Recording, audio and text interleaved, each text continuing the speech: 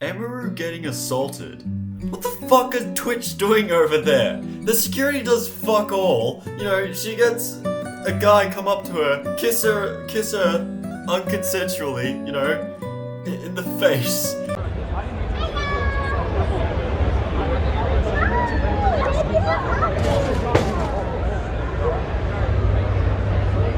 Whoa. That's crazy. Holy shit, what the fuck was that? You're a creep! Does nothing. The security's like, didn't see anything, and so she had to get her own security, and thankfully she's pressing charges, which understandably so, but holy shit, the fact that this was able to go down at TwitchCon of all places, it's insane! Wake the f up, samurai! We have a city to burn! I do like that cyberpunk reference. Very good.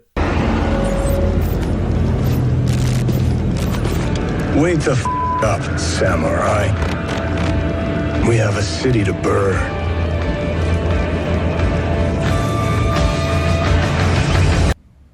I don't think that Twitch would have put out an official statement if that clip wasn't posted and going viral.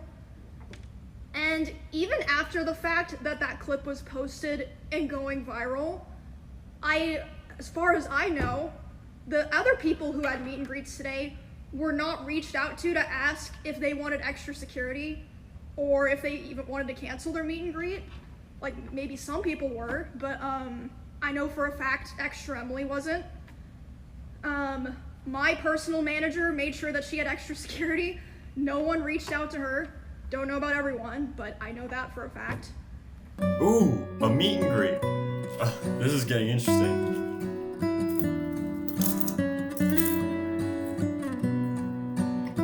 Look, I know you're not usually supposed to, you know, have popcorn when Emiru or anyone else comes forward about stories like this, which are very serious, by the way. But it's something terrible that happened to her that I think, you know, the best thing to do would be to lighten up a little bit, you know. No, Twitch is absolutely fucked. I was doing my meet and greet, and I've seen people saying that it was an obligation given to me, like to be a featured creator and to have my show, I had to do a meet and greet, which is true. I was told that I had to do a meet and greet, but as far as I know, there's some people that canceled. Regardless, I didn't cancel. I thought it was going to be fine. So I show up at 4. I'm doing my meet and greet. This happened about 30 minutes into my meet and greet, so I was probably only like 20 to 30% done with my meet and greet. I was just taking a picture with someone else, like completely normal, nice guy. And then I see out of the corner of my eye, there's a guy walking around the side of the meet and greet. And he crosses in front of the meet and greet of the person to the left of me, which is a VTuber. So he's able to walk up and in front of another streamer's meet and greet. And then he walks up to me and he's like walking with a purpose, you know what I mean? And he grabs me, but I'm like, wait, what the fuck? Like, but in my head, I'm like, it seems like he's supposed to be here, and then he leans in like he's gonna tell me something. So in my head, I'm like, maybe it's like TwitchCon staff like coming to let me know something, cause like sometimes it'll happen where you're at an event and someone will like come up to like let you know something, you know what I mean? And if she wants to sue Twitch because of lax security, like the fact that they didn't even, like the fact that there were people, according to her, this is according to her of course, that there were people there at the event, you know, Twitch's own security, they're just like, I didn't see anything, even though she could see them. So logically speaking, they could see her as well. And then they still do nothing? This guy was banned for 30 days. But it took an hour to get like an indefinite ban. I don't know what's wrong with Twitch. It's just, the site is so fucked. That's the best way I can put it. I don't have any other ways of articulating that.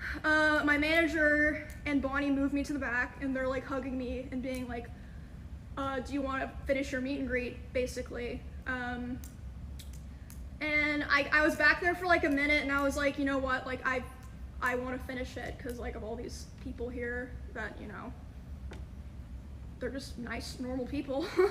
And I go back out there, and still there's no one from Twitch there. And the poor guy that I was taking the picture with originally, he's like fucking mortified, and he's like, what the fuck just happened? And again, no one from Twitch there. I say to this guy, I'm like, I'm sorry you had to see that, and he's like, no, like, I'm so sorry that happened to you. Why am I having to tell the TwitchCon attendees and my fans, sorry you had to see that, and not like someone from Twitch or Twitch security? Anyway, so I didn't see this. This is just what my friend and my manager were telling me. I can respect the commitment, and I'm gonna keep kicking iDubbbz down here. At least Emiru cares about her fans and doesn't throw them under the bus like Ian did. I did not like the interactions that I had with fans. There were quite a few human beings that I interacted with that just sucked because I attracted a lot of people who sucked. Some people were very much like antisocial, weird, basement dwellers. You know, the one time a month that they come out of their cave and they run into me, their favorite YouTuber. And what would they say? What would they do? Things that I am certainly not going to repeat. I'm talking bad words. Words that we only say by describing the first letter? Yeah, exactly. Man, what a powerful way of putting it. Also, the fact that she's just like, I'm sorry you had to see that, as opposed to, I mean, she explains it herself, right? But, oh, what a horrifying event to witness. Like, just seeing the clip itself, I don't think I need to play it again. You guys have already seen it, but you did see correctly that, yes, a guy just comes up, forces himself onto her by, like, you know, kissing her, and then, like, her own security has to shove him off. The Twitch security, like, kind of, like, got together after that, and we were like, wait, what happened? Oh, I didn't even see what happened, haha, and just, like, started talking about something else. So it's like, okay, and then that's the events of what happened, just to, like, line all that up. But I didn't talk at all about the aftermath of all of this at all, and I don't think anyone knows this, save for like maybe some streamers that I'm friends with that came to spend time with me or that I talked to last night. Whew, okay. So I finished the meet and greet, and I was escorted back to my hotel by my one security guard. Oh, and also, by the way, I've seen clips, people bringing up clips of me talking about how my previous favorite security guard was permabanned from TwitchCon because at a previous TwitchCon 2 years ago, I think it was 2 years ago, there was a stalker and he held him by the arm until police got there. And because of that, he was indefinitely banned from TwitchCon. Like from all of TwitchCon, not just the venue, because that was in Las Vegas. Anyway, that just a side note. Okay, man, I wrote down a lot of shit here. Okay, can I just also say, what you guys are seeing here is character development. I've always been the person who never says shit. Like, I just want everyone to have fun and for things to go well. I can respect that. I mean, it could have just been an easygoing event, but the fact that something like that happened, Twitch is rotten to the core, man. Rotten to the core. I guess the clip got posted. Again, thank God someone was filming, because otherwise I don't think Twitch would have said anything. So after that, I started getting a lot of messages. I'm responding to people, and my manager comes back to me, and she's upset. She's like, okay, I've been talking to Twitch people, and I'm really upset because I noticed a lot of negligence around the event, and I'm not happy with the way that they're handling it now. And I'm like, what do you mean? She's like, well, I asked them, you know, like, what are they gonna do about this? And you know what they said initially? They said, oh, well, he's banned from the platform for 30 days.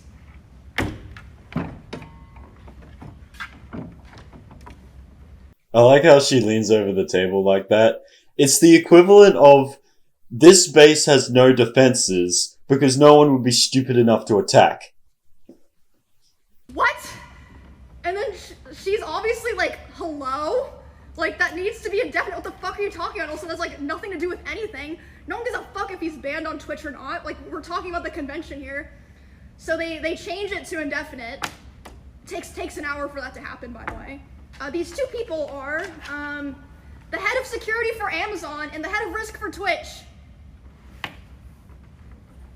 And then today, this morning, I was told that Amazon flew in their global head of something to redesign the whole process and security of the con for the rest of the convention. Why wasn't there someone like that here already? Or like they didn't do that beforehand? Like, hello? I'm sorry. Again, I'm just gonna eat a bit of popcorn because I'm really fascinated by this. I mean, the fact that she's, she's sick of this. It's a final straw for her. Alright, dark times require humor, right? Like, and it's a coping mechanism, you can tell in the video where she's laughing every now and then, but it's because she's trying to, like, recover. And that's what people in trauma do, who've been through trauma do, right? Like, they, instead of, like, fucking their mental health by being sad or angry all the time, they kind of try to laugh it off, which is normal, you know, it's what people do. And I'm not, this is not something that I'm taking lightly, trust me, guys. Why do I have popcorn then, you fucking hypocrite? Listen, okay? What happened afterwards was more and more people spoke up about this. So in that regard, this is absolute cinema, especially since Dan Clancy was held accountable. Well, he usually gets held accountable primarily by the YouTube community and Asmongold and people who are actually talking about this and giving a shit. But yeah, this was his response he made the other day, like the day after she got assaulted, of course. What are you guys doing to prioritize safety? Because I know also a bunch of Twitch content creators said that they were too scared to even come to TwitchCon this year, just in case something like what happened yesterday would happen. Yeah, so I mean, the safety of our creators is a top priority. The challenge we face is a challenge in today's society. It's not limited to Twitch. It extends throughout our society. I do think that when you're live streaming, in many ways, since you control your community and you can ban people, you can make it so that those people that you don't want, you know, engaging with you and participating with you aren't today. They basically don't bother me, okay? Now, what happened yesterday obviously was something that, you know, we care deeply about securing this environment. You know, we're looking very closely at everything that happened there. This is just something we have to keep working on. I think everyone identifies our tools in terms of trust and safety as the leaders in the industry of help. Victim blaming now, huh? Jesus, what a wanker! Honestly, are you the CEO of Blizzard or Twitch? Or both? Because this looks like some Blizzard type shit. I mean, Jesus Christ. Do not victim blame someone of which there is verifiable evidence to the fact that, yes, she was sexually assaulted. God. Twitch deserves to be sued into the ground for this. I mean, there needs to be accountability, but there isn't any. Leaders at what? What are you leading in? In like harassment, like stalking? I don't even understand, like... Just to give you a sense of the monumental fuck-up that transpired yesterday, the video of the incident comes out and goes omega viral. Twitch releases a statement about it, stating they have zero tolerance for harassment. Emira drops a tweet stating Twitch has lied about the whole thing. The person in the video that protected her was her own security, while Twitch's security completely ignored what happened or were even laughing. letting the person just walk away and leave the convention. After all of this, Twitch's CEO Dan Clancy goes live on his own stream, wondering TwitchCon. And then at the very same time as Clancy is streaming like nothing happened, Emiru goes live on her own stream. I asked them, like, what are they gonna do about this? And you know what they said initially? Please say it. They said, oh, well, he's banned from the platform for 30 days. Yes! For 30 days! They were banning him for 30 days! What? As soon as this happened, Clancy started receiving calls and ended the stream saying this. Turns out I have a meeting coming up that I hadn't planned. So I think that's what I'm going to do. Sorry about going live and then dropping off. I need to be somewhere. They actively cover up the role that they played and misrepresent a situation to make themselves look good to avoid accountability for someone being sexually assaulted at their event. So yeah, they, I guess they know that they fucked up really bad if they're flying in their Amazon's global head. And also, I want to make it clear so that people understand this. I am so lucky and privileged, okay? Do you know how much I spent on security to be able to come to this event in the first place? But I'm not just talking about yesterday, I'm talking about my security for my RV trip that I did with my friends and stuff. I spent over $10,000.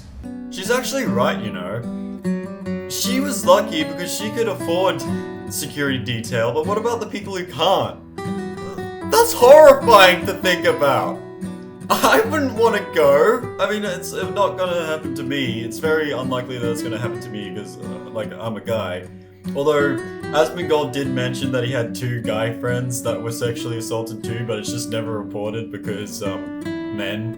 So, but not to downplay what's happening here. What's happening here is definitely wrong, 100%. It shouldn't have happened. The fact that the security was that piss poor, and they had to get a global head of. I'll just let Emiru talk here. But yeah, I just want to tell you guys all that. This is character development. I'm fucking sick of it. I'm so sick of it. This was just the final straw for me. Oh my goodness. Oh. But yeah, I have been, okay, something else. Sorry, I just keep remembering shit. It's gonna be like this for the rest of the stream. I saw a thing that said I was in their top 5 or top 10 most followed streamers attending this event. Again, if that happened to me, what the fuck is happening to small creators that we don't even hear about because no one's filming them? They tweet it and Twitch doesn't feel the need to follow up with them or publicly. It's just, Yeah, so I'm not going to cover the rest of this video. It's a 48-minute long video. If you want to watch the second half for yourself, then I will leave a link in the description to her video, her VOD, I should say, that her editors uploaded to our channel.